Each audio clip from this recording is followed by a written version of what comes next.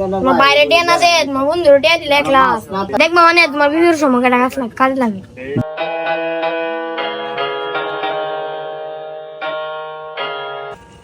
জীবন বাইরে তুই তো জানোস আমার তো চাকরিটা গেছে গা, আমার তখন অসুখ হয়ে গেছে গা, চিকিৎসা করাইতে হবে, কিছু টাকা পয়সা দরকার, আমাকে টাকা পয়সা দিয়ে। ভাই এই কথাটা একটু আগে কইতা, সকালে কইতা, বিল দিয়ে দিতি কোম্পানির বিল।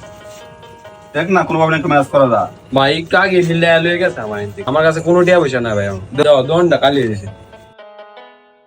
আচ্ছা ঠিক আছে ভাই, তাহলে দোয়া করিস জায়গা। হ্যাঁ বললো ভাই এলে তোমার আপন ভাই না?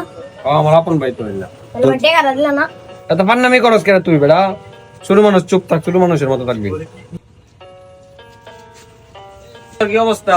এই তো বালাই। মনটা যা খারাপ দেখতাছি। আরে কইস না, মনটা তো খারাপই। তাহলে তোর বিদেশের কি খবর? দোস্ত ফাস্টফুডের বিদেশ যাওয়ার যা যাবতীয় কাজ সবকিছু ওকে হয়েছে গা, টিকেটের টাকাটা শর্ট পড়ে গেছে। কত লাগবো? 1 লাখ টাকা লাগবে। 1 লাখ টাকা। আমি থাকতে তোর কোনো টেনশন নাই। এই যে নে 1 লাখ কি আছে, তুই যা খরচ লাগে করিস। আচ্ছা দোস্ত ভালো থাকিস জায়গা। হ্যাঁ ভাই তোমার বাইরে টিয়া না দে তোমার বন্ধুর টিয়া দিলে 1 লাখ বন্ডিতি করিস না, পাকনামি করিস না। ছোট আছে ছোট থাক। ভাই ভাইও দেখবা মানে তোমার বিয়ের সময় কাজে লাগে। বন্ধু কোন সময় ভাই হয় না।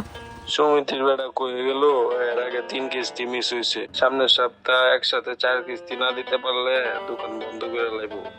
কেমনে কি করি? দোষ আমার তো একটু সমস্যা হয়ে গেছে গা, তুই এক কাজ কর। তোর কাছে তো আমি 1 লাখ টাকা পাই, টাকাটা দিয়ে এলাম আমারে।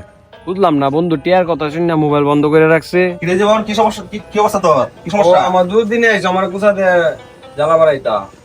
না তোর জ্বালা বাড়াইতে পারছি না, শুনলাম তোর নাকি তুমি থেকে কইছে তোর দোকান ভরে নেবো গা। কি কও তুমি এই খবর কই পাইছো? আচ্ছা যাক, তোর 2 দিন আমি জ্বালাতাম চাই না, এনে 1 লাখ টাকা আছে, তোর সমিতি কিস্তি দেয়া দোকানটা টাকা রাখিস, আর দোকানে মালামাল ঠিক মতো আনিস। যাই, ভালো থাকিস। দেখবা মানে তোমার বিয়ের সময় কাজে লাগে। আমার এই দুর্দিনে ভাই একমাত্র ভরসা ছিল, অথচ সেই ভাইকে চিনতে পারলাম না।